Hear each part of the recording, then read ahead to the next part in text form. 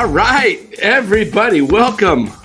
NorCal Sports Network. I want to welcome everybody to the show.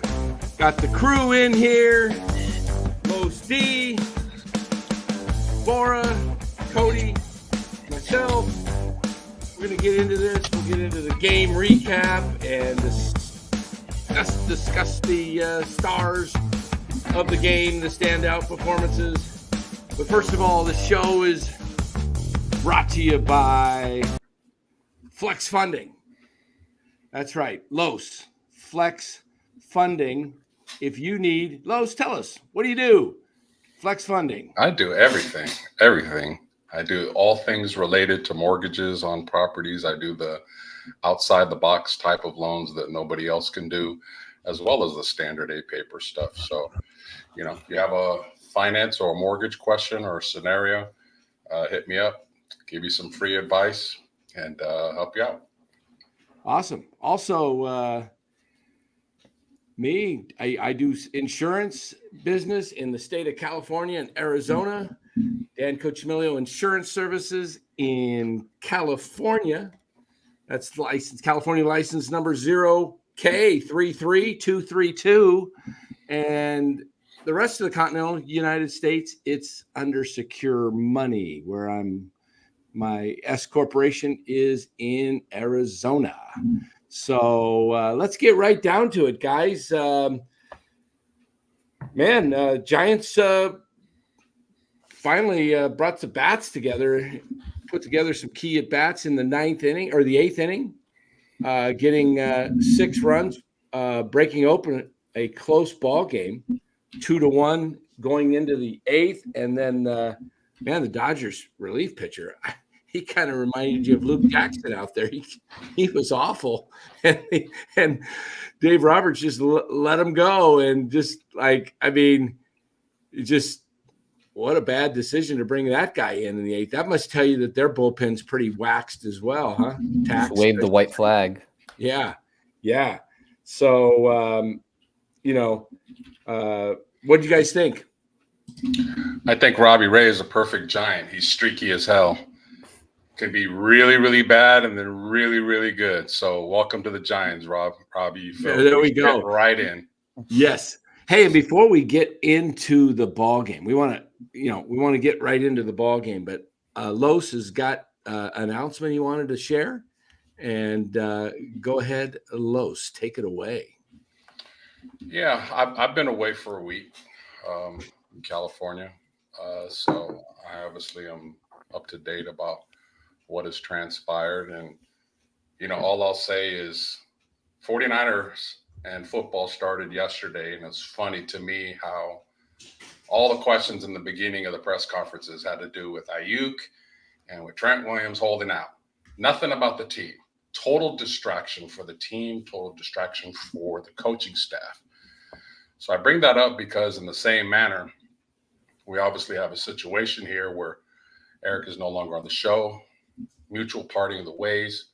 I've spoken to him, all is well. He's going to do his thing on MHC, but there's no need to keep bringing it up.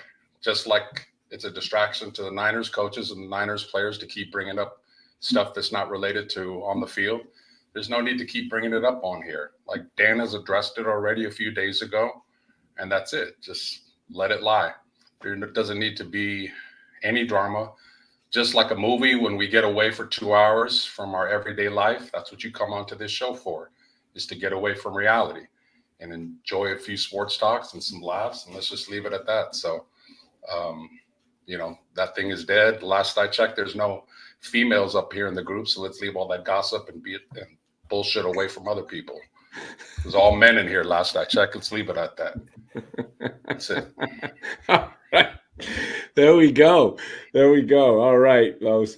All right, let's get into the summary of the game. Let's just do a quick recap. The first inning, Giants pretty much went down. Well, not quite 1, 2, 3. Chapman walked, but then Conforto struck out swinging in the first, and then the bottom of the first. Oh my goodness! It looked like the Dodgers were going to break this game open, and Robbie Ray was not going to be long for the night.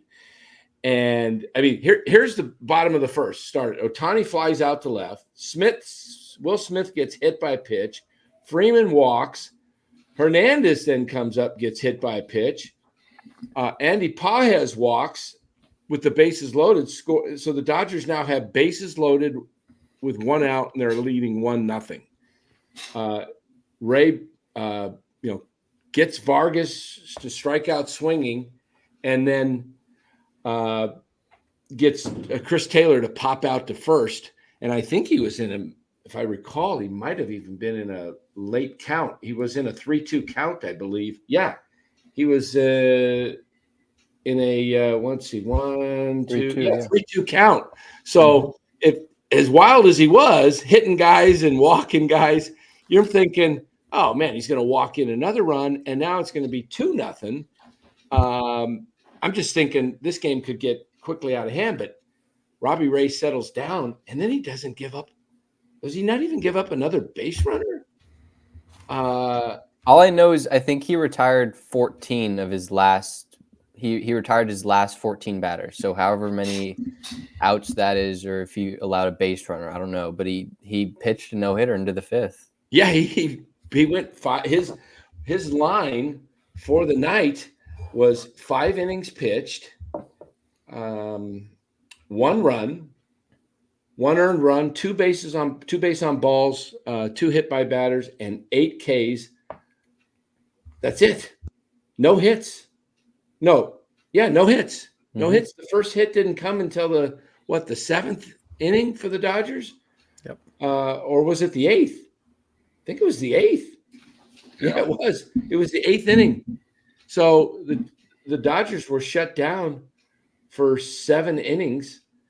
And wow. I mean, what can you say? I mean, Robbie Ray got the cobwebs out, it looked like, after the first, and then goes 5 no-hit innings. Now you got Blake Snell, Robbie Ray looking good. And I'll say this, tomorrow, Logan Webb better pitch like an ace and shut them down. Or if he can't shut them down and the Dodgers get to him, or he gives up 3 runs or more and only goes 5 or 6 innings, I think you got to, we can talk about this later, but this is key. He's got to come out and basically hold the Dodgers. He's got to go at least 6 and hold them to 1 run. Tomorrow could be the turning point of the season, because if they lose in an embarrassing fashion, that could be it to sell. Or that could, on Farhan's decision. If they win and Logan Webb pitches well and they have a complete game, that could turn it around for the next few games and make Farhan think of buying. Yeah. I've got the feeling that the Dodgers are going to be ready for Webb tomorrow, just because of the way they didn't perform tonight. Yep. And Webb and Ray are completely 2 different pitchers. Ohtani's going to be tuned in. Ohtani has looked a little foolish in this series, except for the game last night, but Eric Miller's made him look bad. Robbie Ray, the lefties, was kind of tough. I want to see Webb come out and act like an ace, because if he can't get the job done, what's the use? Everybody says, oh, he's the leader. Can't trade him. Heck, you could trade Logan Webb and get a pretty good haul right now, because it's definitely a seller's market. And there's only a few pitchers that everybody wants pitching. And who's the guys they talking about? They're talking about Crochet, but he's maxed out on innings. He's already pitched more innings. You want controllable arms. You don't want a rental. Scooble's been talked about. Who? Scooble on the Tigers. Scooble, exactly. Yeah. Scooble's a guy that's, to me, whoever, Scooble or Webb, to me, would be the most valuable pitchers on the market because of how long they're under team control. And they can eat innings. Man, I would, if he doesn't pitch well, like I say, he needs to come out tomorrow and show up, because the team's season, like you said, Bora, is really on the line. You're looking at their 49 and 50. What are they? 49 and 53 or 54? 54. 55 games under. They're 5 under. You're going to go back to 6 under? No, this is huge. So that's my take on it. I think the stars of the game. Obviously, you got to go. I'll let you guys pick. Who do you say the standouts of the game were tonight for the Giants? Robbie Ray won. I think we can all agree on that. Yeah. Chapman. I could say Chapman. Yeah. Chapman had a good game. Yeah, he did. And I'd say Yaz. Yaz had a great game. Ooh, Yeah. That hurts me.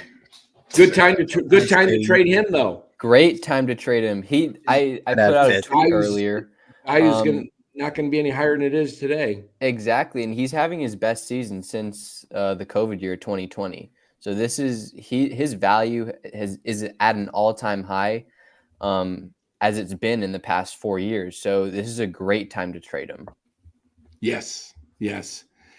And I want to just give a shout out to Shell there. She says, "Good evening, panel. Good seeing you as always, Dan. Thank you, Shell. And be sure to like and subscribe. Hey guys, we have a lot of people who watch this show. I look at the analytics. There's a large number of you guys that watch that don't sub. Please go ahead and hit the sub. If you're going to watch, man, just help us out. Subscribe. It helps the algorithms. We're growing. In the last week, we're up, like, just in the last couple days, we're up like 20 subs.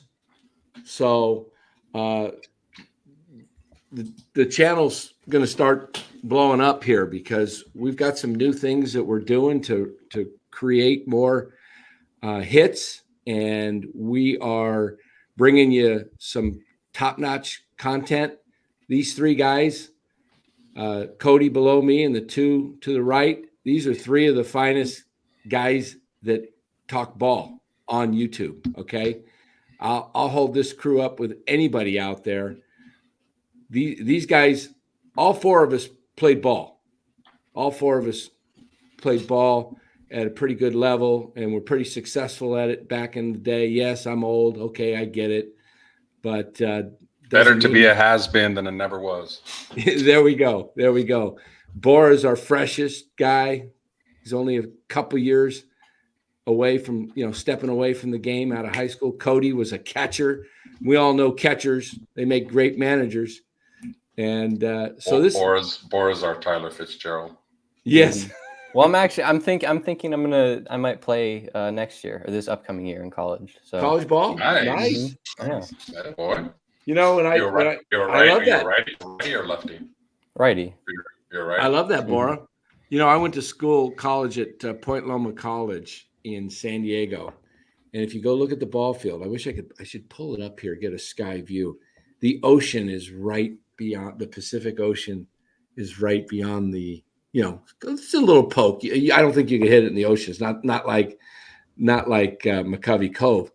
But I was so tempted to go play ball in college. I wanted to just go back and play, and I wish I would have. I regret it. I should have just kept playing, but I stopped. So you have any desire to coach? Me? Yeah. I would love to manage, coach. I love, I love fundamentals of baseball. I almost went back to Little League a couple years ago and just didn't have any kids. I just would have loved to do it. I mean, what do you think is a good age range to teach, where they maybe don't have attitudes yet, where they actually will listen to you and follow instructions and pay attention and absorb information? I'm thinking maybe 9 to 10, 11. I was going to say 12 to 13, like right before high school.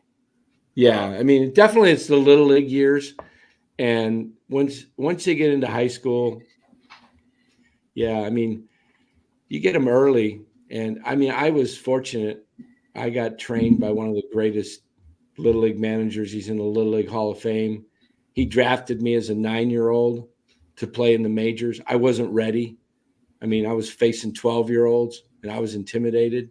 I'm 9, but his system was he groomed you for a year or two. And then by the time you were 10 or 11, you were stepping in, and he won the league like 20 straight years because he just drafted a bunch of 9-year-olds. And then when the 11 and 12-year-olds graduated, next group came up. So I was fortunate to play under a guy that taught me the game the right way, yelled and screamed his butt off at me, man. He used to say, if I'm not yelling at you, it's because I've given up. I've given up on you. So, but what do you guys think? You mentioned a couple of guys. You mentioned Chapman. You mentioned Robbie Ray, of course. Who was that, Cody? I would say Fitz. Fitz Takes an extra bag. That set up the. That was a key play. That was a key play in the game. A couple walks. That speed it's super valuable. I said it the other day, the ability to turn a single into a double. It moves mountains for teams. It can. It remains to be seen what happens the rest of the year, but they got some nice building blocks. Let's hope Fitzgerald is not given the Luis Matos treatment where if he has a 0 for 8 or a 1 for 12 that he's benched or sent down. Let's hope that they let him learn through his mistakes and learn to the adjustments that are made, that every baseball player that's ever played the game has to go through, young or old. Everybody's always making adjustments when they see you can't hit us. Oh, you're muted, Los. You went mute. There you go. Sorry. Okay. Let's hope that he can work through that and be able to be a building block for years to come, along with Ramos, Birdsong, and some of the other young guys that are showing a lot of potential. Mm-hmm. So, agree. All right. I got my mods out there.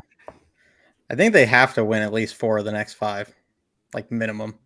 I don't know how you could come out the break and go 5-6 or worse and reasonably buy. Like it just doesn't really make sense when you see the Cubs. They've gone out and just said plainly, if we don't win soon, we're gonna sell. It's not that hard to comprehend. If you lose, you should sell. If you win, you should still sell.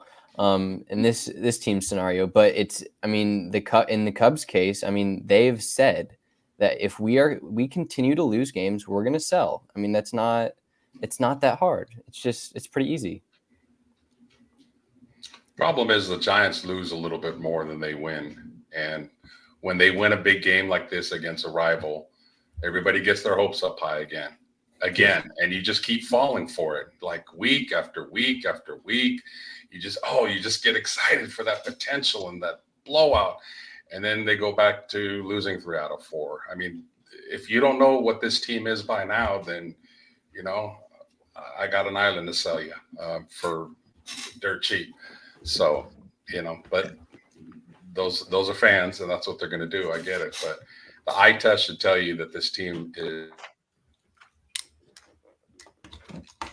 You're muted again. Yeah. In there. No, this team is average, and it's gonna have its little streaks. It's a streaky team full of streaky players. How many players can you legitimately say that is a top-notch player? How many? Exactly. All streaky. They're gonna have a little run where they're really good, and then they're gonna have a longer run where they're really bad, and that's what this team is consisted of. So yeah. Exactly. Somebody asked in the chat, did the Giants gain any ground? They gained a half game, guys, because other teams have to lose above them. They're behind so many teams. The only 3 teams I believe they're ahead of are the Marlins, the Rockies, and the Nationals. I'll pull up the standings here in a little bit, and we'll take a look at that a little bit later in the show. But it's as Lo said, this is, you're going to win games. They're, they're 49-54 now. They're going to win at least 15 more games. Doesn't matter what happens. Just think about the difference in leverage that you have as a seller as opposed to a buyer. If you throw out some of our big name players, you just sit back and wait to see the best offer. This team offers this and this team offers that, and it just keeps getting higher and higher. It's like selling a house. Who has the advantage in most times? The seller or the buyer? Seller just kicks back and is like, "Oh, I got 12 offers. I like yours, all cash offer. We go with that." Yep. The buyers are competing against like all these different offers just to try to get that house, or in this case, try to get that player. So this makes no sense for the Giants. Imagine if Farhan made it known to some of the other teams out there that Webb could be had for the right price, and got a bidding war going. I mean, I put a trade out there in Twitter today about getting 4 players from the Orioles that would totally change the direction of the team. You would get a power hitting first baseman, you would get a second baseman, and you'd get an outfielder in Kjerstad, and then a pitcher, a starting pitcher, all for Webb and Duvall. You're plugging in 3 guys into your starting lineup day one, and now you've got a youth movement going. You can try and keep Snell, and you got Ray, and you got Harrison, and you got Birdsong. You can find pitching. San Francisco has no problem getting free agent pitching. The problem is they're not going to get free agent hitters or developing pitching for that matter. Yeah, they can develop pitching. I mean, they have a hard time lately, but Birdsong looks like a guy to me that is definitely going to be a fixture in this rotation. If not, unless they traded him for something. But the mistake would be trading guys like Luciano and Birdsong and Eldridge to try and make a run. That would be stupid. Hell no. That would be beyond stupid. But the other thing is even if they do decide to sell, are they smart enough? Have they not learned their lesson to identify what kind of player, specifically what kind of hitter you want coming back? I mean, I have made it very clear that I think the type of hitter that would do well in this ballpark is athletic, speed, gap hitter, a little bit of power, preferably a higher average type of player. So if they go after a big power hitter that's hitting 220, 230, then they're still not learning anything. That just is not going to work in this ballpark very well, especially left-handed hitters. So again, they could sell, but are you going to get the right type of young player to come in here to add to our young talent that we have? Let me give a shout out right here. Where did I see it? I just saw it. It went away. How did the chat change on me so fast?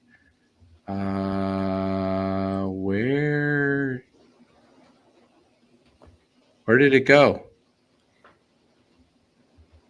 Anyway, I can't find it. I was looking Red's second degree. She got her second. Where did it go?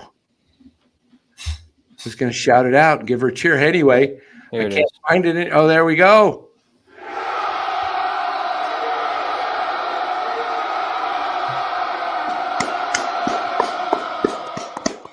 All right. Congratulations to good job, Michelle. That's awesome. Jesus Hernandez, $2. Thank you, Jesus. Says send Conforto, Duvall, Wisenhunt for Mountcastle. That's not a bad option. We could look at that and see if that in the trade analyzer, we'll pull that one up and see if it works, because these trade analyzers, they're pretty accurate with the values. So we'll look at that. What else do we got going here? Well, and I'll just add, I know I'm a little higher on, before the season, I said that this team was built the way they constructed it. It was like they were setting themselves up for 2025. And I get people don't want to give up on 2024. I understand fans don't want to, but Like the reality was they went and signed a guy that had no spring training. They went and got a guy with Tommy John surgery. They brought Alex Cobb back. Yeah, they brought Alex Cobb back coming on. However, the hip surgery that wasn't going to be back till June. Then he proceeds to have a bunch of injuries. And they get a guy in Jung-Hoo Lee who's, every guy that comes from Korea has there's always an adjustment period. So he probably wasn't going to be as good until year 2 anyway. And now with the injury, it might be longer. But with the pitching, like I do think that they can have a competitive staff in 2025. I don't necessarily think they have to blow it all up. Now, that's not to say if the Orioles come calling with some, Godfather offer, I wouldn't still go move Webb. But realistically, for this fan base, like they're not going to accept it unless you're getting like major league ready players, like which they have. They have several of them that are top 25 prospects that would be, guys that you could plug in day one and, Giants fans will see them right away. But I don't think they have to necessarily blow it up, but they should most definitely be selling right now. Like, who do you think they should be selling? If they're not going to blow it up, what 3 to 4 players do you think they should be selling? I personally, Conforto, Tyro, Yaz, Wade, Chapman. I'd at least move those guys. That's my opinion. And the funny thing with a guy like Chapman is I do think he's going to opt out. He's having like just a good enough season that I think he's going to get more money in the offseason rather than playing for 18, 20 million, whatever, next season. Let Casey Schmidt play 55, 60 games.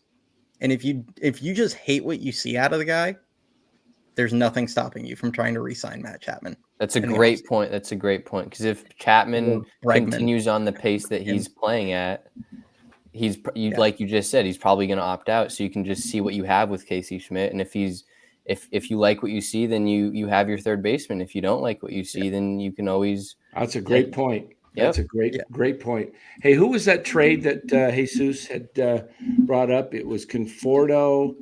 Oh, it was Wisenhunt was the third one, right? Conforto, Doval, Wisenhunt from Mount Russell. I'm working on this just to see if it works. I need to pull up. I need to go back to Wisenhunt and get him in here. The Giants just don't have much. All right, Orioles. I just think it's irresponsible to commit long term to Chapman, which a lot of people think they're going to do, before you know what you really have in Schmidt. Absolutely. I completely agree. Yep. And I get what people like. I get everyone sees what he did last season, and they see what he. When he called up, he was clearly pressing this season. He got called up, and I had watched him because I watch a lot of the Sacramento games. And I had watched him all season working on his plate discipline and his swing decisions. And it's like it just went out the window. The second he got up here, he started swinging at everything. And then he goes back down. He improves it again. And then the second call up, he actually it looked more like the guy that you saw I've seen all season in SAC. And then since he's been down there, he's looked like that again. So, I'd like to see if it can translate. And if it can't, it can't. Like, it is what it is. But I'm not a prospect hoarder. I'm not a guy that's going to guarantee any guy's going to be good. But, there's no reason not to give him, if this season continues to go down the drain, like there's no reason not to figure out what you have. You have to find out. You just have to find out what you have. Yeah. Cody, you have a good pulse on the minors. Are you more surprised at Fitzgerald or Wisely's success?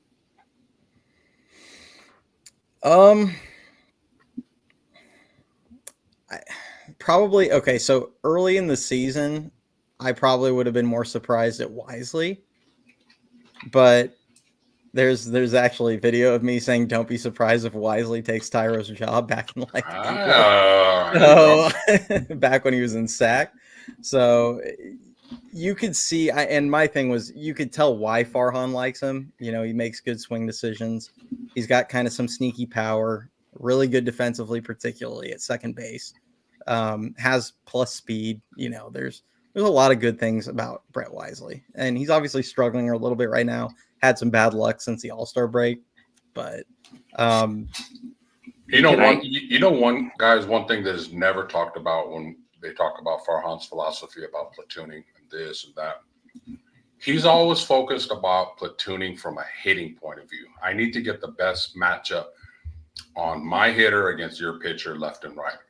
What he fails to consider is that baseball is also a defensive game. And sometimes you need to get comfortable, especially a second baseman and a shortstop.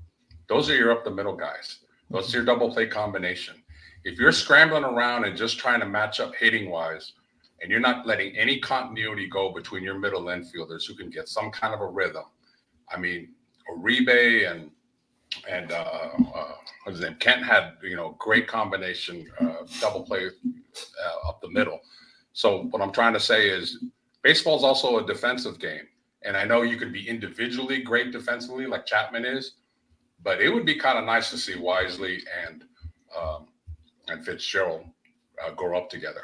Well, they connected on a play the other day. Remember the Fitzgerald slid and he like sort of glove flipped it to Wisely, so that was good to see.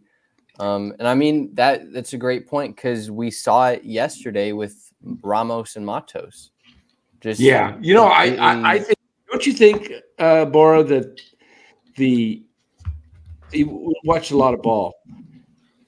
Does it appear? I love Ramos, but does he appear to be more of like a ball hog out there?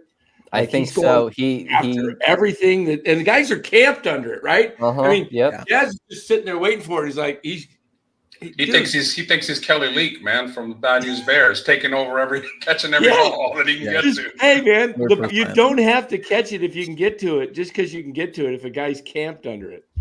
But that being said, the center fielder is the captain. Yeah, the center fielder is the captain. If he can get to a ball cleanly, then it's his call, and the corner outfielders have to back off. True. And he called it today, and you guys saw the replay. He was calling, I got it, and then at the last second, he just gave up. He deferred he deferred respectfully to the veteran Yaz.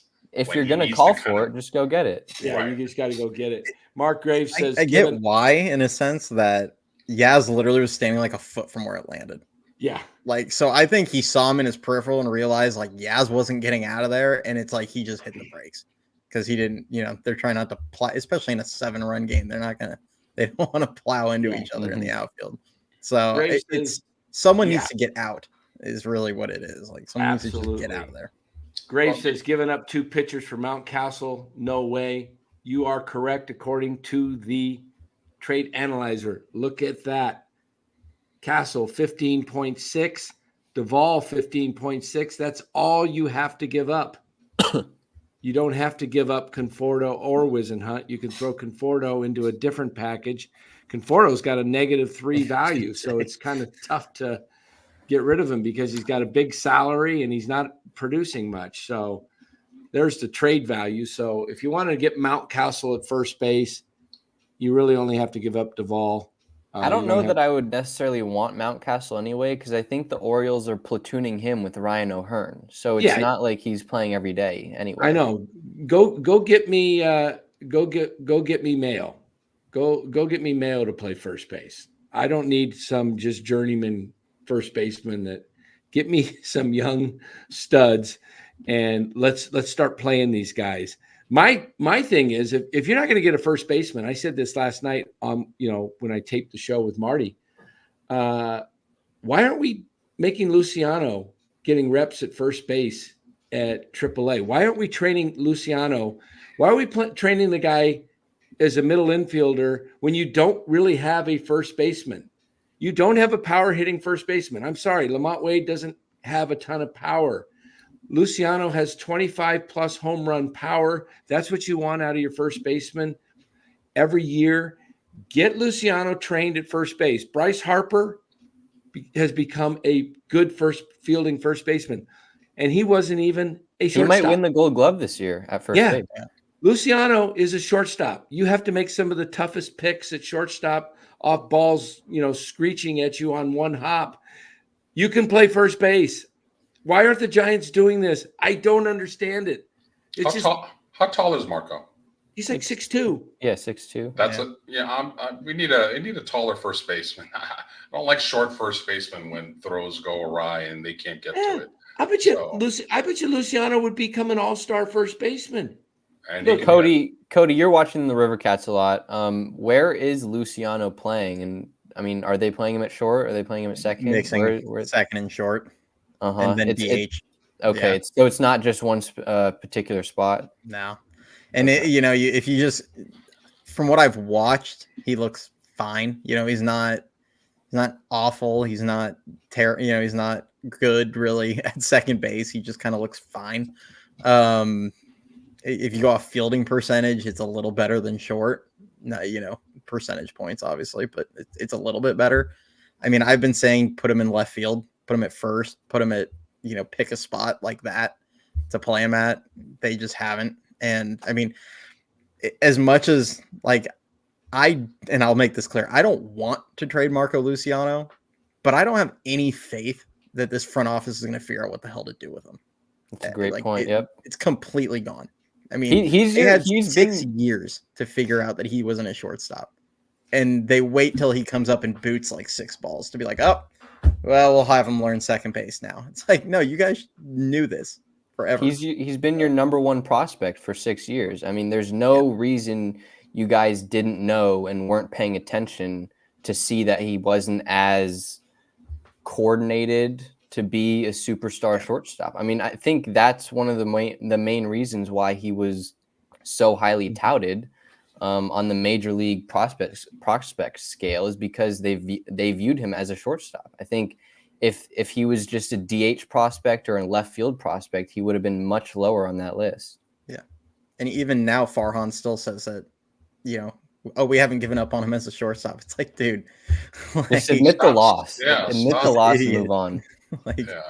And that's where he's a good trade chip, because like I said, it's not that I want to move him. I would rather bank on his his upside and see if he could reach his potential, especially with the bat. But like I said, I just don't trust him to figure out where to play him. And then also with the pitching, they have a lot of premium left-handed pitching prospects. And even if you want to rope Harrison into that, I mean, you look at it, you got Harrison, Wisenhunt, Whitman, who I'm actually higher on Whitman than Wisenhunt. What's his pitch arsenal? Fastball, slider, changeup. Those are all 3+ pitches. I think he mixes he kind of will show a curveball occasionally, kind of like what Fleming said today about Ray's changeup, where he's like, or it might have been Krug. He's like, he throws about every 3 starts, just shows it to someone. But his slider, I mean, he has 3+ pitches, whereas Wisenhunt, you have 1 elite pitch and then 2 kind of mediocre, okay, whatever you want to call them, work in progresses and not great command. I would bet on the guy with 3 really good pitches personally. It's funny that the Giants told us that the number 1 pitching prospect was Harrison and the number 1 hitting prospect was Luciano. Now that we've gotten to see all these young guys, the eye test says a little bit different. The eye test says Wisely and Fitzgerald have a little bit more upside offensively and defensively. And I'm sorry, but Birdsong to me looks better than Harrison right now. His stuff is electric. I mean, again, I'm a big eye test person. I mean, I don't care about the stats. There's some guys that blow it up in the minor leagues and then they come to the majors and they freak out. It's just a different, mentality to be able to succeed at the big league level. And I love Birdsong's composure. I love his stuff. And if I were to bet on who's going to be more successful and who's going to be in the rotation next year, I would say Birdsong would be in there. Los, with that comment you just made, being an eye test guy, you are not eligible to work in the Giants front office. You've got to be a numbers cruncher guy. You can't have an eye test and look for talent. And you just can't do that. You can't do all this old school stuff. Then everybody in the Giants front office is blind. Yeah, or a bunch of Stevie Wonders in there that cannot see. You can't look at guys with their system. You can't do that, man. You got to look at the numbers and crunch and see if they're good, man. You're outdated, man. You need to go back to the 90s under Sabian ball and maybe that eye test might win you some titles. We're looking at we like the analytic stuff. We like the 4th place stuff. Yeah. They do. Now, what I will say for Harrison, I'm gonna come to his defense here a little bit. He is having, I'll call it a successful season. Like he's at least having success. He's not obviously he's not a finished product, and he's basically doing it with one pitch, and that's like a 93-mile-an-hour fastball. Yep. Agreed. Mm-hmm. Agreed. And the fact that his fastball, it has the spin, the ride, whatever you want to call it. Hitters struggle to, really barrel it up all the time. The extension. Yes, he has a ton of, upside in the fact that the changeup I like that he's working on. It's got good work. It's a work in progress, but he has its moments with it. The cutter is nice against righties. You can see. I wish he'd kind of use it a little more, and if he could control it a little better, because his command hasn't been great. Obviously, he can get a few quicker outs. Really, the slider is going to be. He's going to go as far as his slider, and he's got to trash the slurve that he's throwing. That's just Why'd they take that slider away from and go to the slurve? I have no idea, because he used to have a nasty slider, and they went to this thing, and it's not deceptive at all. No, it's just until he gets something hanging. It's you can see it right out of the arm slot as soon as he lets the release point. Loopy. It's just When did they change that? I think last season. Okay. Did he have that when he got called up last season, or? Yeah. Okay. Yeah. Because guys weren't fooled. I mean, I remember watching last season, and nobody ever swung at it. Mm-hmm. Yeah, he doesn't get lefties with it. It's just nobody does. It doesn't fool anybody in the league. So it's like they need to just trash that thing. I'd love to see him get a two-seam. Two-seam or sinker, because he's kind of a fly ball pitcher. I think for him to develop a two-seam or sinker, that would give him a little more room to get the ground ball outs, which is kind of what this pitching staff has been focused around with Webb and Cobb, using that sinker combo. I just think if he doesn't, I think he just needs to develop another pitch, whatever that is. You can't just be playing fastball. You gotta mix in some other everything things. from him is hard. Mm-hmm. He needs to develop an off-speed pitch to have that difference of speed to throw the hitter's timing off, and he needs to be able to have command. Right now, he has very little command and can't put the ball where he wants it to. But he's young, and hopefully it'll happen. Yeah. He's got good stuff, but I think Birdsong has better stuff right 100%. Now and better command. So whether that translates to next year, we'll see. What is Cody? We're talking Harrison and we're talking Birdsong. We saw drawn Black, and he looks like he's not the guy, at least at this point. Maybe never. Who's the next guy that's to come up and be a contributor in this rotation? As a starter, or just any as a starter? As a starter, it's probably between Roop and Wisenhunt, if we're being realistic. If one's going to get pulled up to start, Wisenhunt's obviously more highly touted. Roop, the way he can pour his curveball in for strikes, and he's got the sinker. I said he reminded me a lot of Ryan Vogelsong, just pitch style. Not you never know what he has, internally like Vogelsong did, but just pitch style. He reminded me of him a lot. But yeah, and the upper levels are pretty limited. I mean, Ragsdale's up in Sacramento right now. Carson Seymour's up in Sacramento, but both have been those are just kind of journeyman type pitchers. Yeah, I mean, Seymour has some upside. He's been a little up and down in Sac. It's a hard environment. I mean, you look at Wisenhunt, and his home road splits are insane. I mean, Sacramento is about the most pitcher-friendly park in the league, and it's neutral at best. And he has like a sub-3 ERA in Sac, and then like an 8 ERA on the road in all the different launching pads in the PCL. So I'm not sure, honestly. I mean, Black is on the 40-man. Roop is on the 40-man. You can see those guys. Black's been at least having a few good starts recently. I think mentally he got messed up after getting kind of knocked around. In the majors. Yeah. Because he the first 6 weeks or so of the season, before he got his call up, like his location was so much better. Like he was actually pouring in strikes. It's a more hitter friendly environment in the PCL with the, they were doing the ABS and the challenge system and all that. Like he actually was throwing balls down or throwing sinkers down at the knees. He was getting ground balls. He'd elevate the fastball, get guys swing throughs. Guys weren't picking up the slider. And then he got up here and it's like he was falling behind every hitter. He was throwing stuff just over the heart of the plate. And it just, I think it just wrecked his confidence, honestly. That's kind of what he needs to be, right? He needs to be that controlled pitcher because when he was up, I wasn't impressed with his stuff at all. Me neither. No, he similar to Harrison, like he'll throw the, belt high fastball and get it by someone at 93 or 92. But yeah, I mean, I would rather see him use a sinker, get it down in the zone, use the sliders, like get guys hitting it into the ground because he's not going to have overwhelming. Yeah. He said. So I think he could be successful, but how's Reggie Crawford doing? Hurt. He's been hurt. Yeah. What is Hasn't pitched since June 5th. Well, at first it was a biceps impingement because he showed up at the Rickwood game, I think. And they were because he hadn't pitched in several weeks. And minor leagues, it's horrible about finding out injuries. They do not, relay that information very well.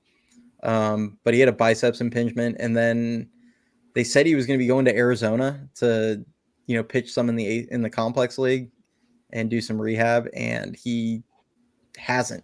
So I'm not sure what it is now, unfortunately. But yeah, he's been hurt. Cody, do you have any info on Joe Whitman? Big left-handed kid.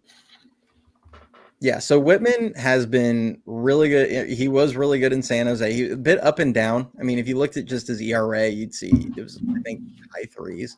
But he would have like a dominant start. He'd go like 5 no-hit innings, and then the next next start he gives up 6. And then the next start, he's like 5 or 6 shutout. And then it was just really up and down. Then he got called up to Eugene, had like 5 really, really good starts in a row. I think he went 4 innings, gave up like 8 runs in his last start. He just got lit up coming out of the break this weekend. But like I said, I like his stuff. His command can be a little sketchy, but yeah, I mean, that's what you see out of most pitchers. If you get a guy with great stuff and great command, it's, guys like Paul Skeens that just rip through the system and end up in the majors. And you either have great stuff or you're like a soft tossing command guy. Like it's one or the other, and you just hope they can harness it. Boy, the Giants have a lot of left-handed pitching in their organization. You've got to trade one of these guys before you just ruin their value. Yeah. Who do you think that guy is? Like if you had to bet on it, who would it be? I'd bet on Wisenhunt. Mm-hmm. I'm very curious. I'm very curious to see him. I just keep hearing his changeup is so lights out. Oh, his changeup! It's truly one of those pitches he can tell you he's throwing it and still get a swing and miss. Can he teach it to Harrison? I would hope so. I mean, it's one of those pitches that, in my opinion, the second he's in the major leagues, it's a top 10 pitch in baseball. But he doesn't have consistent command. His fastball isn't great. The slider, I think, is a work in progress. Like he could have a decent breaking ball. It's just they're not there right now. And it's a guy that you might move and regret it in a couple of years. He could end up being like really, really good. But I think you need to trade one of these lefties. I mean, are we going to go into next season and have 4 left-handers? Right. In the rotation? Like, no, we're not. That is the Dodgers' kryptonite, but maybe against the Dodgers we'll have 4 left-handers. Although they were saying, I was watching the Dodger broadcast tonight. Hey, by the way, guys, just listening to the Dodgers broadcast, Joe Davis, who does national TV for Fox, and Oral Hershiser. I'm telling you, not a Dodger fan, but you guys, but obviously, I'm just telling you, you get a much, much more professional crew, and you get some really, really good analogy from Hershiser, just talking about just so many things. And you know what? They weren't holding back on the pitcher. They're not the guy that was wild. Hershiser was saying stuff like he's fast, he's quick and everything. He needs to find that rhythm, but everything about him, even his breathing's quick. And you can see this guy was just all over the place. And Hershiser was saying, if you're at this point, as catcher, you just set up in the middle of the plate because he's probably going to be off somewhere and help him out because he might catch a corner. But you listen to the Giants guys, they'll make excuses for their guy and balls that are – there was a couple balls that were right on the, the little imaginary square for strikes that got called balls against the Dodgers. And they didn't complain. Nope, they don't complain. Not like they Dave just say, Fleming. oh, my goodness. Oh, my goodness. Dave Fleming complains if it's this far outside the box and it's – oh, boy, what a break. They just – Joe Davis would just say, that one called the ball, and he just keeps going on with his thought, doesn't even bring it up. It is so refreshing to hear other announcers, and it's a shame because the Giants didn't used to be this way. But when you're a crappy team, you have to make excuses for the team instead of just calling it like it is, because if you called it like it is, the casuals might leave. That's true. They were not like this. They were for years, for decades, they were the best broadcasting group in baseball. But more and more, I have been listening to other broadcasts. It is refreshing to just be able their knowledge of the game and they're on top of it and they're not the homers that our guys are. I love John Miller though. John Miller's he's very good and he doesn't complain as much as Dave or I don't know why Fleming is all of a sudden has gotten like that. It's interesting. I don't know. And Kipe seems a little just tired to me. Like it's got to be hard for him to watch this year after year after year.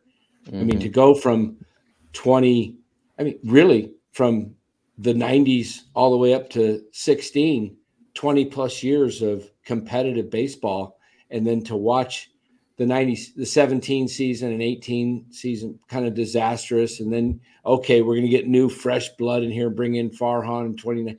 You have the great year in 21 and that's it. So it's got to be hard. And then plus he went through the personal loss of losing his wife unexpectedly. Right. That's got to just, that would just, I'm surprised he's still going at it. Maybe it's just his only outlet to keep him going. Didn't he have cancer too, or what was that? He did have cancer too. And right after he was dealing with the cancer, then his wife passed. So I'm not going to knock Kipe. And you know what? No. I like Dave Fleming as an announcer. He's a great guy. He helped me out as a promo. Dave, I love you, man. Just call it. Don't complain. You don't have to do that. He's too good of an announcer. Dave Fleming, in my opinion, is one of the most talented announcers. You listen to him do college football. You listen to college basketball. He does other sports. His voice is great. I mean, I love his voice. Football, basketball. Dave Fleming is tremendous. But when he does the Giants, when he does national, he's tops. He's right up there. But he does the Giants, he's become so much of the complaining. Cliff used to be like that either. Yeah. Cliff Martinez likes the Spanish broadcasters better. Okay. All right. That looked like a strike to me, man. Los, you can do that. It's okay. We can't. Dude, give us a little. What are you fucking looking at, man? I was fucking right there, down the middle. Fucking open your fucking eyes, man. You get your head up your ass. You call it a culo. It's my best talk. When we were in Chicago, that's all we did. We had 4 Latins in Chicago, and we're impersonating Tony Montana like half the trip. Well, Will and Cliff are Cubans, so that guy's their hero. So it was hilarious. Some great. Oh man, I would have loved to have been on that trip with you guys, man. Awesome guys, yeah. Great. I didn't. Aaron's Latino. Yeah. Aaron's Okay. Mexican. Yeah. Aaron I is, didn't realize that. That's awesome. That would have been so fun. I would have been the odd man out, but I would have had some fun as the Italian guy. Now that would be Tony Montana, and that voice would be so entertaining. That'd be a pay-per-view watching him announce a baseball game with that accent. And if he was allowed to swear. Oh my God. Talk about Yeah. That would be Yeah. great. So coming up, guys, we're going to get to Cody's minor league report here in a little bit. Kind of did most of it anyway. Yeah, I wanted to. Yeah, we did kind of mix it in there. We got some highlights. We got You it wanna in show early. You want to show some highlights? We got Grant McCrae right here, right? Yeah, we got. I think you get to. Let me Can pull you? that up. Yeah. Grant- oh, look at McCrae, that. he had a rough week last week. Only had 2 hits. You kind of got the full Grant McCrae experience. He drew a walk, struck out like 5 times, I think, but only had 2 hits and 13 at bats. But they went about a combined 865 feet in the same game. So he had a nice game there, and then same game. I think Casey Schmidt had a home run in that, or it might have been a different game last week. Okay, this is the other hit, the other homer to right center. Yeah. Wow, that one. They were both nukes. Grant McCrae is like that one guy in the system that if I could just like pick a guy to like reach his potential, it'd probably be him, because just the physical tools, like he truly has 4+ tools. Power is definitely well above average. He's got elite speed, although he's not really stealing bags this year, which is a little weird. He stole 52 last season.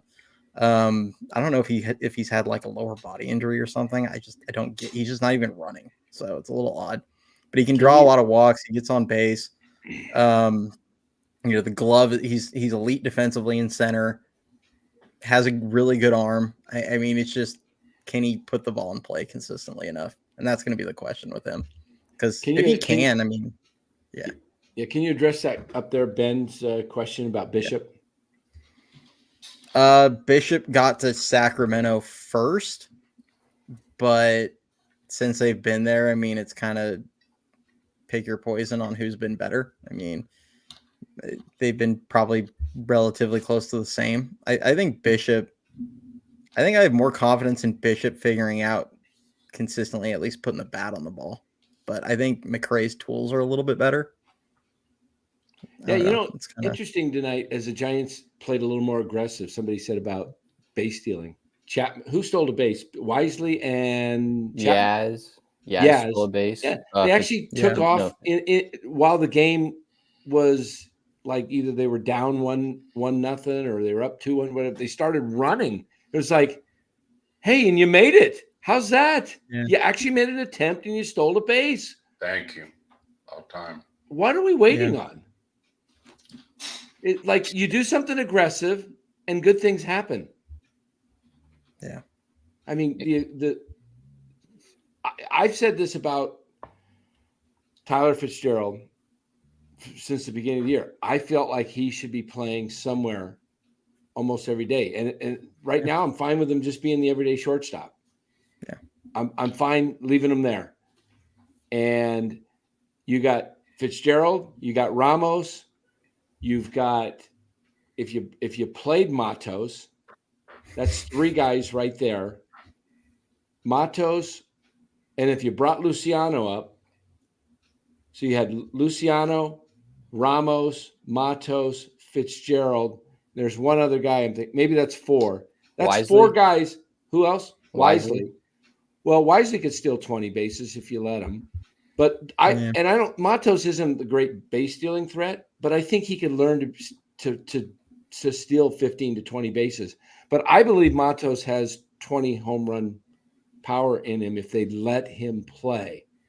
I think what's happening with Matos is there's so much jerking around with him and he's so young that it's in his head. Well, everything eyeball to left field. He's trying to hit it over the fence. Yep. Yeah. Exactly. There was he struck out the other day, in his first at bat when he was pinch hitting, and it was just a horrible swing on an up and away pitch. And it was so obvious that he was trying to hit a fly ball to left field. It's just go with the pitch, hit a ground ball to the right side, hit a line drive to center field. You don't need to hit the home run. He hit 250 last year as a rookie, as a 21-year-old. Right. He has tools, and he beefed up this offseason. So that's what the Giants asked him to do. They needed him to get more power, and he did that, but he's not. That's the only thing he's going for right now. He's not going for those other tools that he has. But when you play every 3 to 4 days, you want to make an impression so bad that you're going to go out of your strike zone and you're going to try to do too much. When you're playing every day, you can go 0 for 4 and you'll come back the next day because you're there the next day and the next day and the next day. When you get a spot start here and there, it's like you're trying to do too much, and you can't. When you try to do too much in baseball, you're done as a hitter. When you get outside your comfort zone and try to do what you can't do normally, you're done. And you're right, Bora.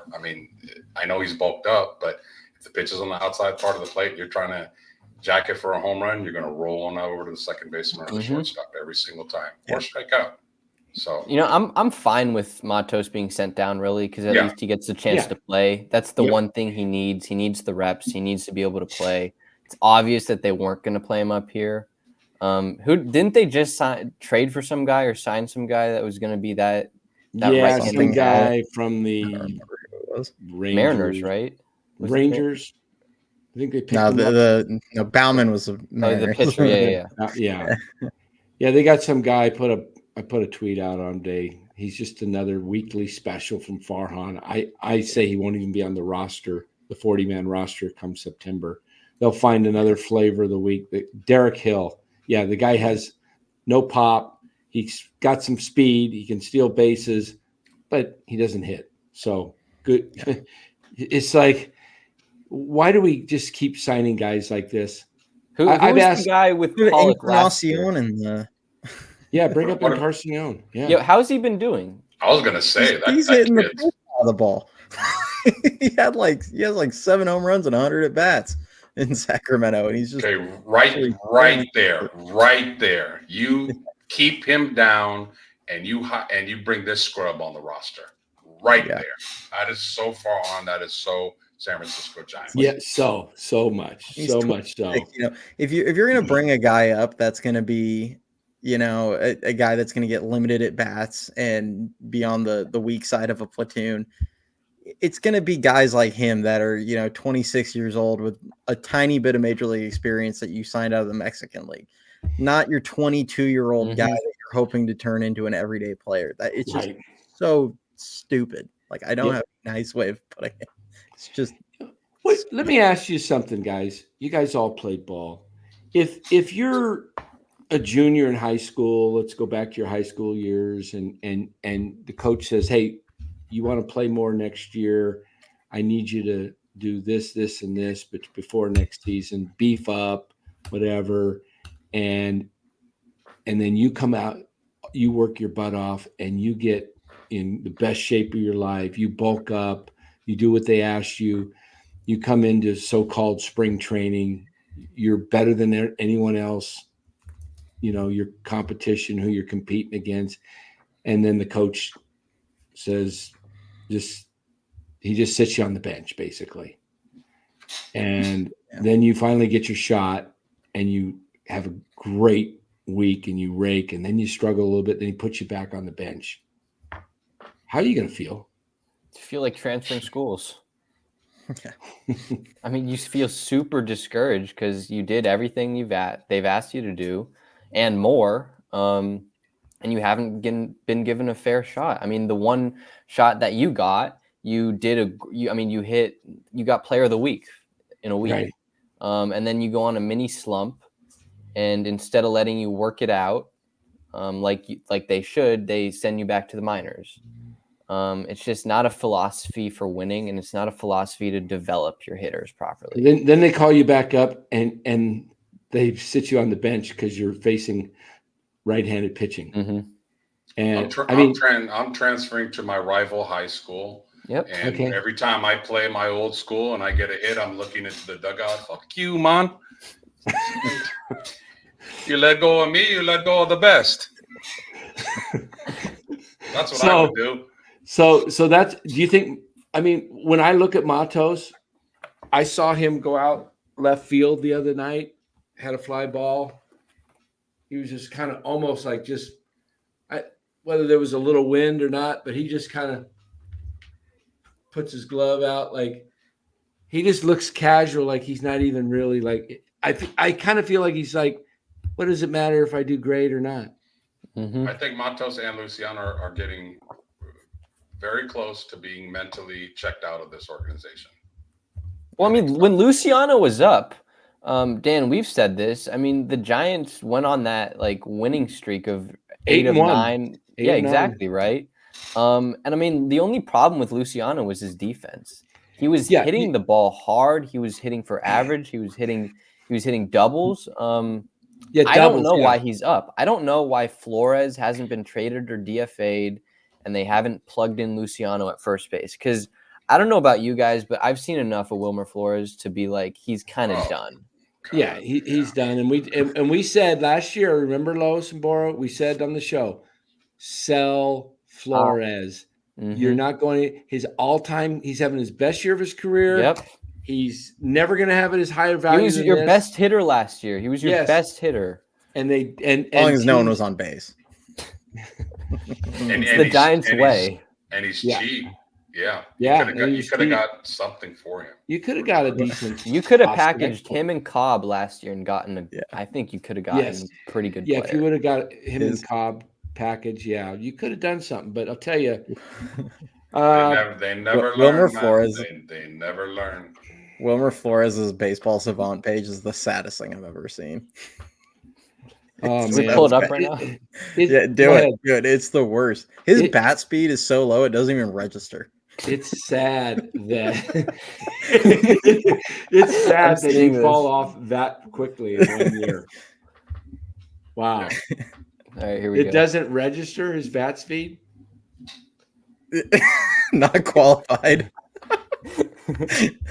Blow that up, Bora. It's at 60. Not qualified. Wow.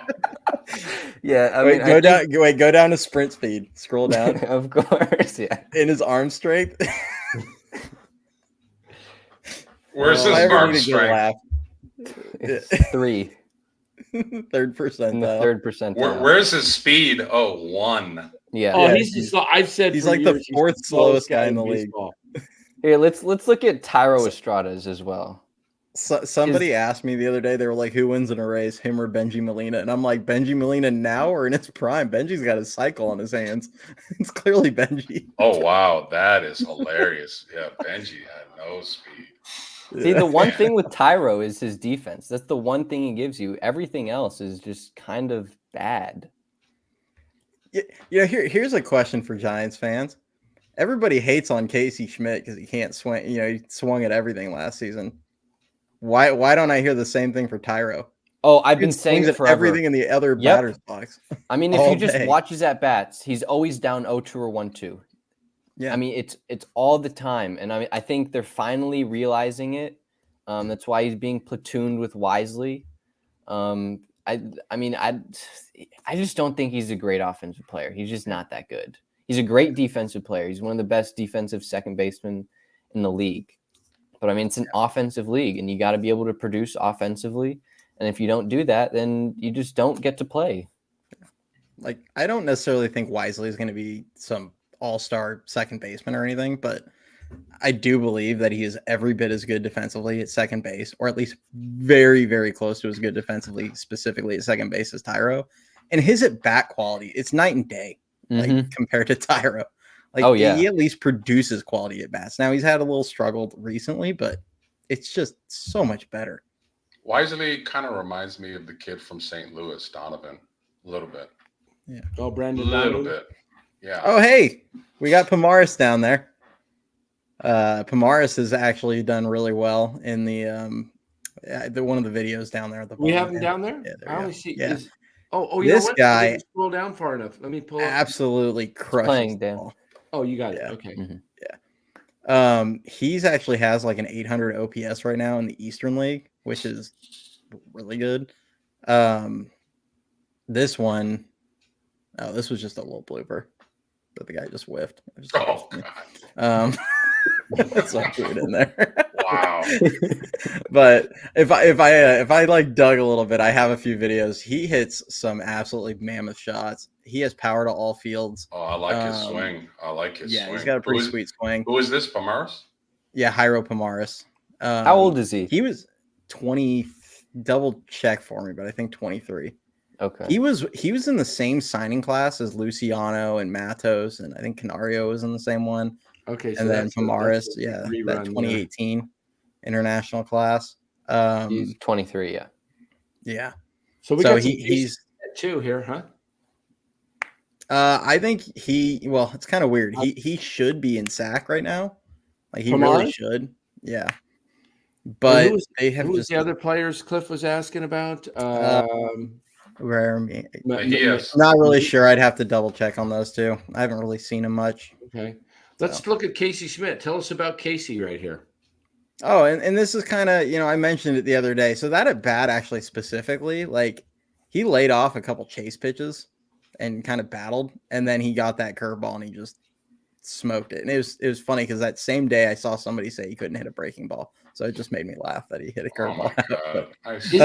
Isn't he hitting around upper 280s, 290 range?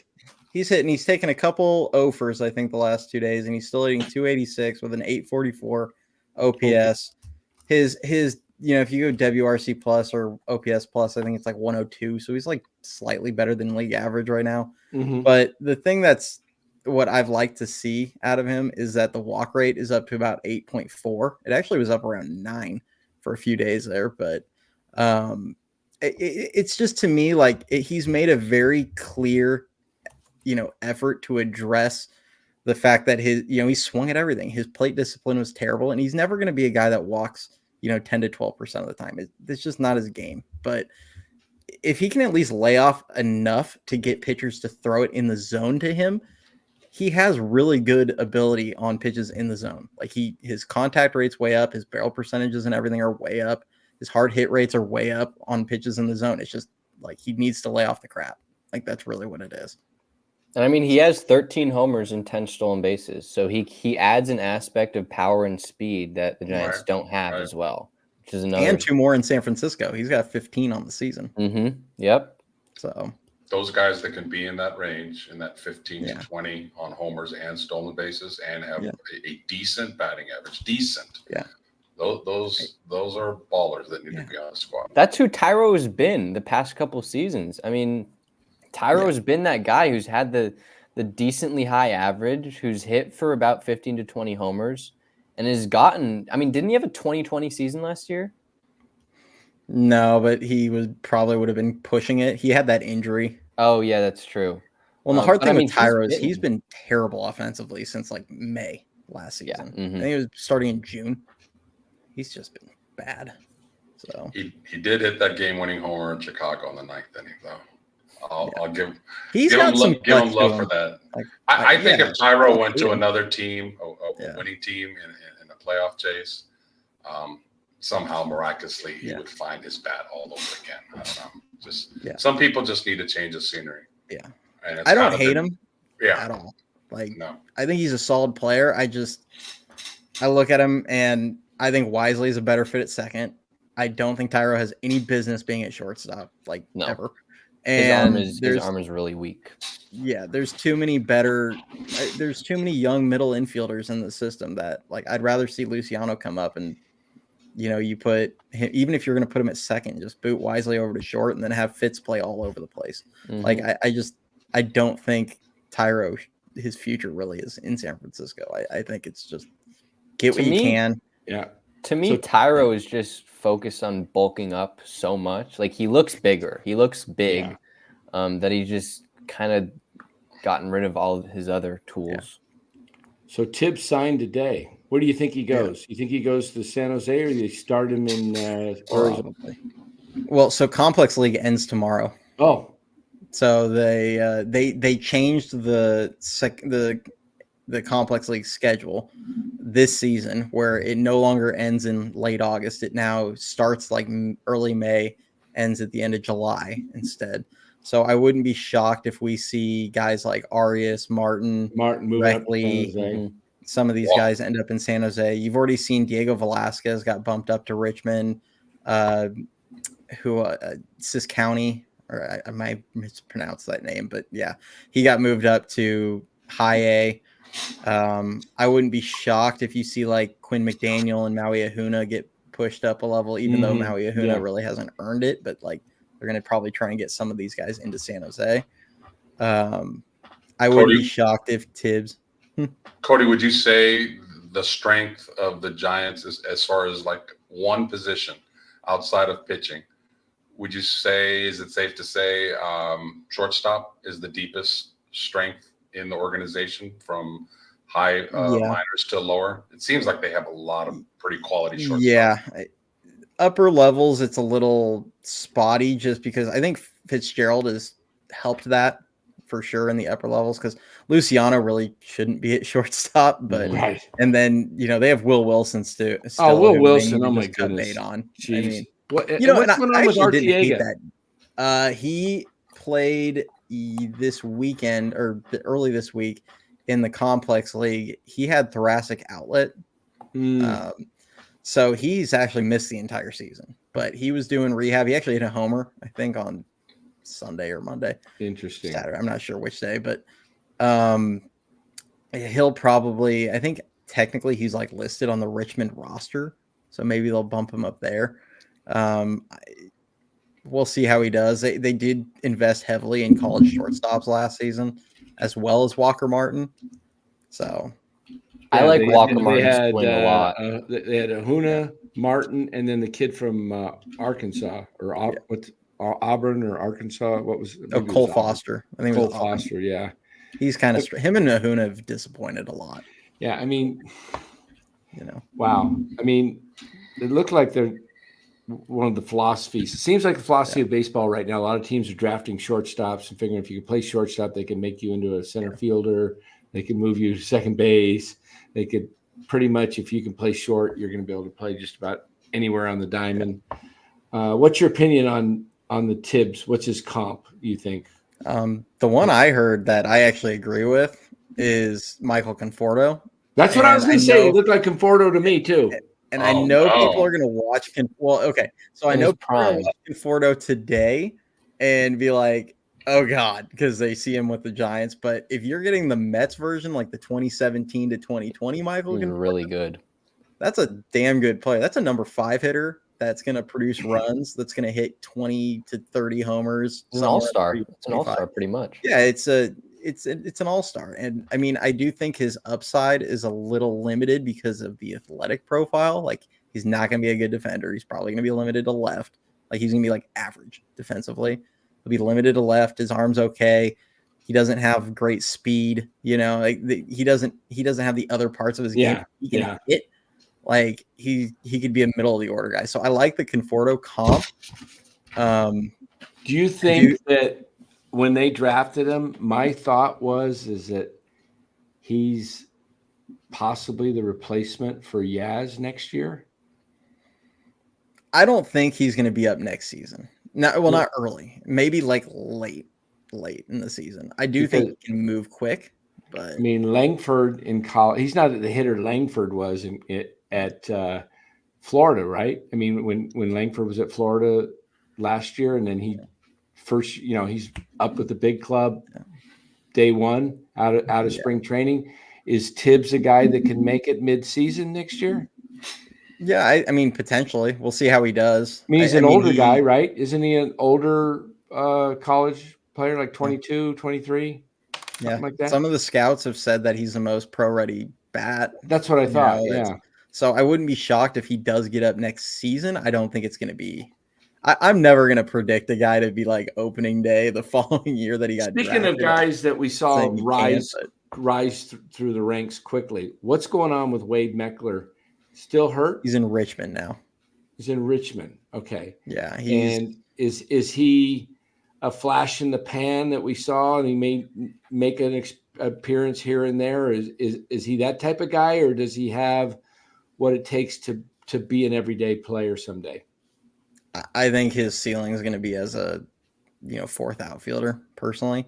Mhm. And to even become that, he has to fix his routes because I swear Oh, to God, he God. looked. Don't- The analogy I've used, what I've used to describe Wade Meckler going for a fly ball is he looks like, you know how when they tell you like if a gator's chasing you, you need to Yeah. zigzag. That's what he looks like going for fly balls. It drives me Yeah. Oh, absolutely. he was comical to watch. Those short legs, and he's running, and it looks like he's trying to fly, but the legs are barely. He kind of he chased balls like Fred Flintstone. In every game in Arizona in spring training this season, it was like, oh, Meckler misplayed one, like every Yeah. single game. And I'm like, this is Arizona. It's not even San Francisco where there's the wind and everything. Like, I get it. The wind does blow in Arizona. Yeah. But it's just like, come on, guys. All right. Well, hey guys, Cole we've been. Tibbs is. I see that. Okay, the Go whole ahead, thing go with him not being able to hit left-handers, he's like another platoon player. Jeez. How about we let this guy, face professional pitching, see what he does, see if he adjusts before we start calling guys platoon hitters? Yeah. Patrick Bailey couldn't hit a left-hander to save his life in the minor leagues. There we go. Mark Graves. Meckler equals Kelby Tomlinson. Glasses and all. Good memory. Good memory. That's a good comp, Kelby. Yeah. I like Shelby Tomlinson. For a while, he was. You remember Tomlinson? Yeah. Oh, I remember yeah. Tomlinson. Yeah. I've got a video somewhere. I was at the Diamondbacks game, and the Giants had just won, and I was right there behind the dugout, and I yelled, "Hey, Colby!" Cope. What the heck? I just Kelby. Hey, Kelby, and he looked up and went, I said, "Good game," and he, he was a player. He was a go-getter. Cliff Martinez donates $4.99. Thanks, Cliff. Amid the swirling rumors about Farhan's tenure, if the team decides to sell, will the Giants opt to dismiss him during the season or until the off season? They'll wait until the off season more. Yeah, I think they'd wait till the off season, which is it's interesting because let me put it this way to you guys. And dismiss him before they sell so they can get somebody in there that can actually. Well, that's what I want, but that's going to have to prospecting happen. back. That would have to happen in the next 5 days. So here's my take, guys. Name me a player that Farhan has traded for or drafted that you're like, wow, we got Ellie De La Cruz, we got Ronald Acuna, we got Julio Rodriguez, we got, Gunnar Henderson. We got a star on our hands. Is there anybody that wows you to that point that says we got a potential superstar in Maybe 5.5 years? Eldridge, maybe Eldridge is the only one. That's- He's the yeah, first that's one that comes to mind. If you're looking for a 5-tool athletic freak, no. If you just think is there a guy that in the system that we think is going to be a dude, like I think Bryce Eldridge is going to be like a monster. Are you just talking hitting or pitching too? Yeah. Just hitting, Okay. hitting, because Just Eldridge. When Eldridge puts like 20, 30 pounds of muscle on, which he easily could on that frame, like he's going to be a monster. Like Like, 6'7". just my opinion. Okay, so there's Covers the one. Now, do you trust Farhan No. to make good moves at the trade deadline that would bring in anybody that's going to be I don't need one difference maker, but if you can get me 3 or 4 guys that can contribute as everyday players, does Farhan have the ability to do that? I say no, because he didn't even see Ramos right under his nose. I think the bigger question would be, are any of the Giants players capable of bringing someone like that in return? Because, I mean, Right. Estrada, no. You got one guy that's capable of bringing somebody to you in return, and that's Logan and Webb. I keep pushing it. Look at Joe Vol could get you a good prospect. top 100 decent, guy, but his value, these trade value, I know somebody said a trade machine is nuts. It's pretty darn accurate. It's pretty close. If you look any trades that's made and you look at the numbers, they pretty much match up.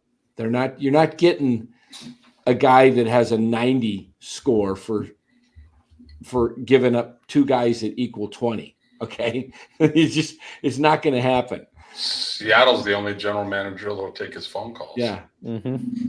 And when I look at the Orioles, guys, you want to see something interesting? Let me just show you something. This is wild. This is how the farm system's looked at.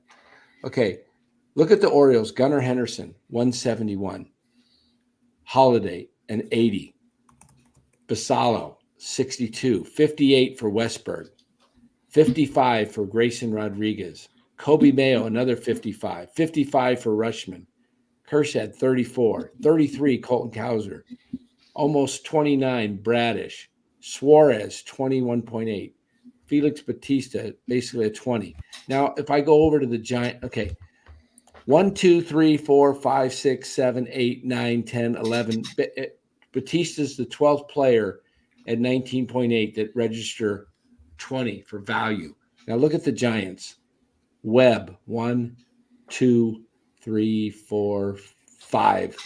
And if you want to count Matos, 6. Half. And we could go through other organizations. I could pull up the Cubs, for example, and just look at their young guys. Take a look at the Cubs. I haven't even done this yet, but I may be shooting myself in the foot. I'm just thinking they've got a lot of guys. Okay, 1, 2, 3, 4, 5, 6, 7, 8, 9, 10, 11, 12. And if you count Ben Brown, 13, right near the 20 mark. This is just the Giants just don't have a lot to offer people. Well, Dan, could you go back to that and just look at the Yaz's, the Wades, the Estradas, the Confortos. You want to see their values? I just want to see their values because I don't think you can get as much as you want to for them. So here they don't have value. Estrada's 11.8, Luciano's a 10.6, Wisenhunt 9, almost 10, Arias a 9, Walker Martin an 8, Birdsong's, I think that's going to climb. Yeah. I think Birdsong's going to be over 20 soon. Mm-hmm. That's my boy. Wisely, guys like Rayner, Arias, and Martin, if they're healthy next season, because Arias has gotten hit by the injury bug both the last 2 seasons. But why are these guys in the minors so valued so low compared to other teams? Look at Chapman, 2.9. Yaz. Tyler 2. Rogers, 2.2. Where's Yaz? Oh, there he is, 2. Every team's got these guys, but the Giants, when I look at their values compared to a lot of teams, they just don't have many of them.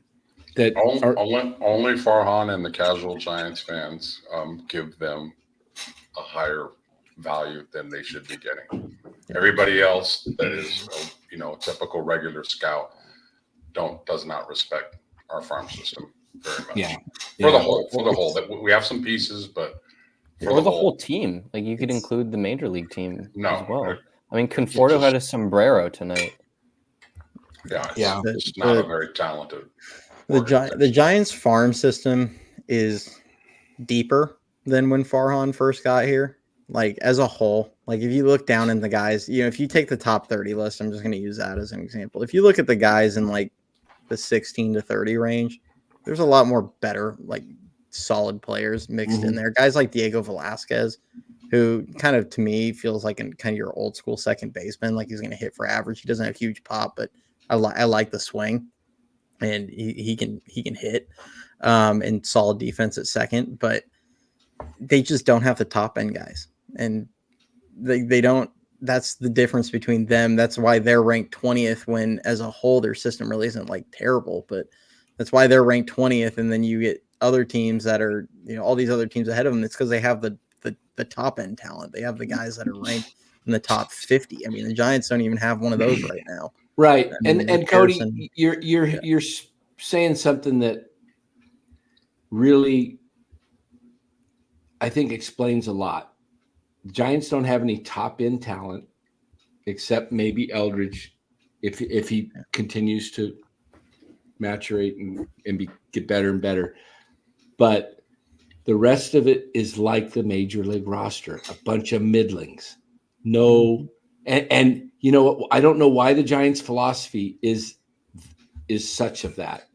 The Dodgers have guys that I think are similar to that. I put guys like, Pages and the Vargas. left fielder Vargas and the kid that got sent down earlier that was the lefty from Sacramento, Outman. These guys, but they surround them with stars, and then they let these guys develop, and they become good role players in their system. The Giants don't have stars, and they just imagine the Giants just filled with Vargas, Outmans, and Pajeses, and they'd be just like. That's pretty much what they have now. That's what I mean. This is the thing with the Giants and Dodgers, and this is what I've said for a while now. If you look at their farm, and I get it, the Dodgers are always ranked like pretty high up, but if you just look at like what the farms have actually produced, like in the last 5-6 years, and I don't mean specifically for the Dodgers, I just mean like around the league. Yeah. Like if you look at what the systems have actually produced in the last 5 years, the Dodgers really have not produced any more players that are like actually good players than the Giants. Correct. But you know what the Dodgers do that the Giants don't is Trade away their guys prospects. before it and go get freaking stars. Like they trade their guys. They capitalize on the value, trade them for stars, and then they just keep doing it. And they don't have to sit there and be like, well, we hope one of these guys pans out. It's like and they hit on their free agents. I mean, not just the big names. Like look at Teoscar Hernandez. The Giants could have had him. Yeah. But instead, and they gave him a 1-year reasonable deal. What did the Giants do? They gave 3 years to Soler. How's that working out? Soler versus Hernandez. Yeah. Oh, speaking of Dodgers, and it's sad to me how bad the Giants have become. Did you look at the game tonight and see the shots of the crowd when they panned the stadium? Did you guys notice anything? All It Dodgers. was all blue. I could not find a Giants hat. I was looking like, where's it? And it used to be, it was like the Giants would, if there was 50,000 people, and the Giants would have 10,000 fans down in Dodger Stadium. Maybe What more. is it? What is it at Oracle? It's all Dodger fans. It's crazy. I'm telling you, the apathy. Yeah, when you're a Giants fan, you go to the game like knowing there's going to be some verbal back and forth. Yeah. You know now there's probably an 80% chance you're going to lose. It's like I'm not paying $50 to get verbally abused for 3 hours. Before they were competitive, visually abused. even when the Dodgers were better, the Giants were competitive and not even for a Dodger dog, though, man. Not even for a Dodger dog. Hell no. Hey, I've been to Dodger Stadium quite a few times. Me too. If they see you having Giant stuff on and they got a little drink going, oh, you're gonna get some big time. So they better be competitive. So yeah, I don't blame Giants fans for not going. Let's go to tomorrow's wrap up. Let's talk about tomorrow's game predictions and we'll get out of here. Am I wearing the hat I'm wearing tomorrow? No. Tomorrow night show at 8:30, or am I wearing this one? I think you're wearing a Dodgers hat tomorrow. Just go to the Montreal hat. That's a good looking hat. We got the. That's a good looking hat. You want to hear something hilarious about that hat? My niece told me, what is that? Does that Expos hat say J-Lo? She thought it said J-Lo. And I looked at it and it's like, holy shit. That does kind of look like a J and an L-O. So it's like I got this beautiful Expos hat that I always get complimented on it. And my niece throws it out to the whole family. It's like, why are you wearing a J-Lo hat? What? But I looked at it and she's not wrong. It does look like a J and an L-O. So that's a good looking hat. That's great. That's great. So let's go over the game tomorrow. Bora, you already kind of threw it out. What do you see happening? Well, Kershaw's going for the Dodgers. I don't know what his pitch limit is going to be.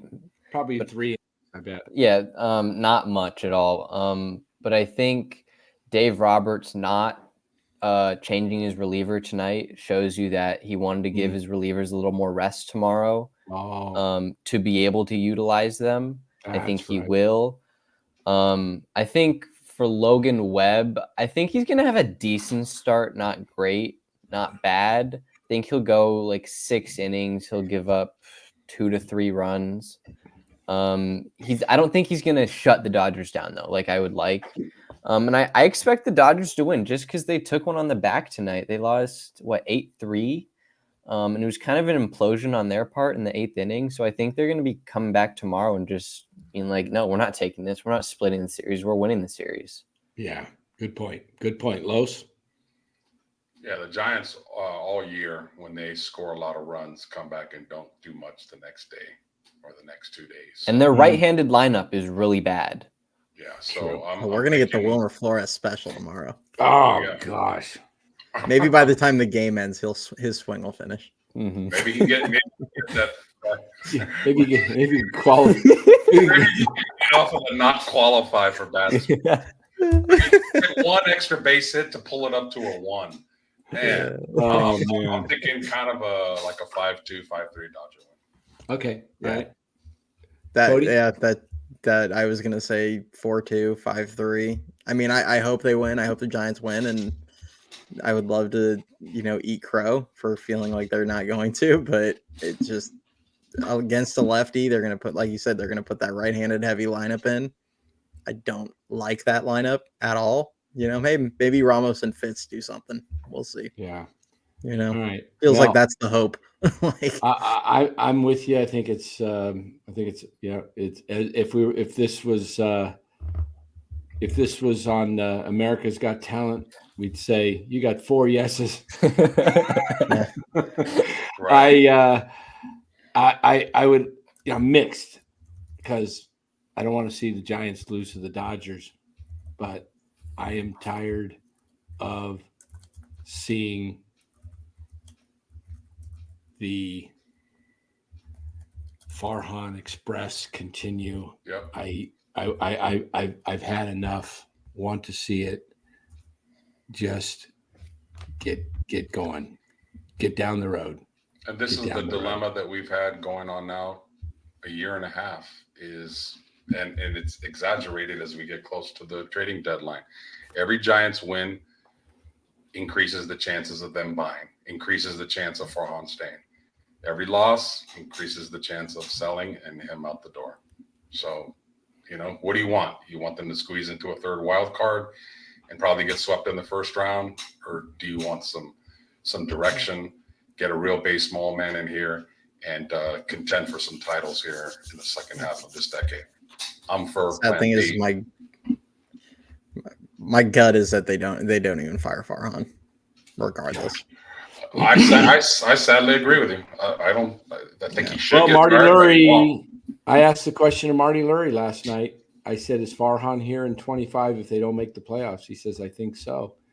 And I don't understand that. Why is that such a, I don't understand why he is so just like untouchable. I mean, he hasn't improved the roster since he's come here. He's made the playoffs 1 time, and I'm not even going to count that because that was the vets. I mean, what prospect that he's drafted has really made an impact? There hasn't been one. There hasn't been Bailey. That's it. Bailey, that's one. But I mean, yeah. Harrison's showing some Harrison a little bit, Harrison but I mean, Birdsong are showing some things. I mean, it's been 6 years. Yeah. This should be the Giants should be in a wild card spot at the least. They should be a winning organization, and they haven't been. And I don't understand why it takes 6 or 7 years to finally figure this out. Yeah, correct. It does not, like you said, it just doesn't make sense. It doesn't compute for me that he's this secure, but I mean, he's not acting like somebody that's job's on the line. Yeah. Like either way. Like if he felt his job was on the line, he'd have been making a trade a month and a half, 2 months ago. He would have traded Matos for pulled- Luciano for a ready bat right now. He would have pulled a Padres, and like they would have. Not that I want the guy, like they went and got Arias, but like he'd have pulled a trade for Chisholm or something like that 2 months ago. He wouldn't be just sitting on his hands. Giants basically have to jump over 5 teams. Yeah. I hate the third wild card. I do too. It's I horrible. do. It's Worst horrible. thing that they've done. I hate it with a passion. It to me is fool's gold. Yep. It just gets you to thinking False hope. Look at it. They're 5 games under 500, and we're talking about like them being a potential playoff team. It's And- like they and sadly- strive for mediocrity now. Yep, it's just so you can be the 81 and 81. You can hover around there, and your organization is fine with that as long as they're making money. It's not about winning the World Series anymore. Nope. Yeah. I think Lowered expectations, Mm-hmm. and a lot of the fans accept that. 8 Totally. playoff team was enough. Absolutely. I wish we could go back to the days where if you didn't win 90 games, it was a wrap. Like you had no chance. And even when you won 90, like you probably needed like 95. I have a So new much name. better. I have a new name for the wild card, the third wild card. Why don't we just call it the DEI?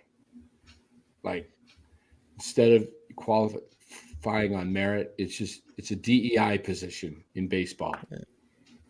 Didn't earn it. There you go. Oh man. To me, if you're gonna play the third wild card, you better gosh. It's like getting excited to get into the NIT tournament in college. Yeah, exactly. College basketball. Hey, we NIT. We didn't make the March Madness, but we're in the NIT. Yeah. Well, guys, we've come up with our predictions. We'll be back tomorrow night. Catch Cody on his show. I think you doing a live tomorrow, Cody? Yeah, I think so. After the game or evening? Yeah, probably. It'll be in the evening. I still have to work tomorrow, so it'll be, probably 8:30ish. I don't know, somewhere in there. Okay. Whenever Yeah, I get down. We'll be going live too. So tomorrow night as well. But Cody does a great job, as you can see on NorCal Sports Network. He's got his own channel, Even Year Dynasty Show. Go over there, like, subscribe. Make sure you guys like and subscribe here, guys. Let's get those subs up. We're going to be hitting 2,200 here in the next few days. I believe we're in the 21 or I should say 2,100 mark, not 22. We're just about 15 shy of 2,100, maybe one less as I booted Chris Hansen. I missed it. I saw it. We'll talk in the green room. I saw the boot come up, Yeah. but I didn't see what I missed him. just prompted it. All right, Chris, if you're watching, nice knowing you. Dan, I want to make one more point. Sure. This may be nothing, but Tyler Rogers was brought into the 7th inning today when they were still in it. I don't know if that's they were winning. They were winning. They were up 2-1. Correct. Normally he's the setup guy for Doval, so I don't know if there's anything there. It was just an observation. Well, they brought Walker in an inning early in the 6th. Then they brought Tyler in the 7th and Eric Miller in the 8th. Well, do you think they were going to go to Who are they? Taylor Rogers for the close? Or Maybe. Taylor might have been the setup. Maybe might they have- looked at the lineup. Maybe. Didn't Taylor pitch the 9th anyway? Yeah. Wait. Miller came in the 8th. Mm-hmm. Yeah. They probably were trying to line up Taylor or Miller for the 8th because top of the order. Ohtani. Yeah, they had and Freeman. Ohtani and Freeman. Yeah. Okay. Yeah. Uh-huh. That would be my best guess. They may have a deal for Doval already, and they don't want him to get hurt. He was warming up. I saw him warming up. Just saying. By the way, Ohtani 0 for 5 with 5 strikeouts against Eric Miller. That's impressive. Eric Miller could retire tomorrow, and he could be able to just be like, "Yep, Yeah, yeah. owned that guy." Yeah. He will never be allowed in Japan. Los, you want to address that? Go ahead. Yeah. Oh, for sure. That's what the name says. NorCal Sports Network. Football has officially begun yesterday. So football is king, whether you like it or don't like it. That's just the reality of it. And it's here. And there's going to be a lot of 49er conversations. There's a lot to talk about. And please, I don't want to talk about anything relating to contracts because that's just. We're going to be covering 49er football. Be checking it out. We'll let you know. We'll be putting thumbnails out on it. And guys, we're also just want to let you know you can catch us now on Spotify, NorCal Sports on Spotify, on Instagram, NorCal Sports. We're believe we're getting on Apple Podcast as well. And we are set up obviously on X or Twitter. So Spotify, and we're working on possibly doing something with getting a TikTok page. So NorCal Sports is a growing. Okay, we are. Our boss Larry Kruger told. Yeah, somebody in this channel last night says Larry Kruger owns this channel. I'm just laughing. Yeah, we're like the WNBA. Larry's now pouring money into NorCal Sports.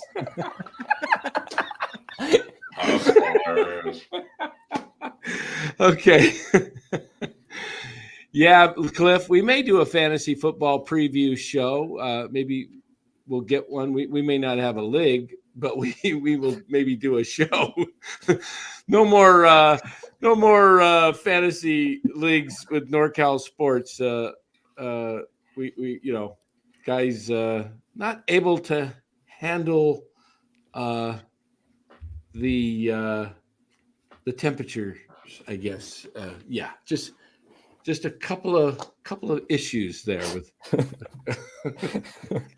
maybe one unnamed person will let it go at that. Yeah. So anyway, guys, thanks for joining tonight.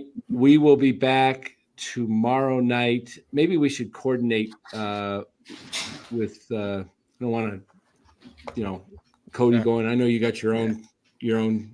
I'm up in the air, man. I got the baby. It's once she goes down, and I'm solo parent this week. So lineup tomorrow. Ryan always likes to give us a prediction of the lineup tomorrow. It is a right-handed bats tomorrow. So who leads off? Soler first. Who bats second? Cody. I can't remember how this. It was Matos last time, right? Yeah, did he get sent down? He did. Down.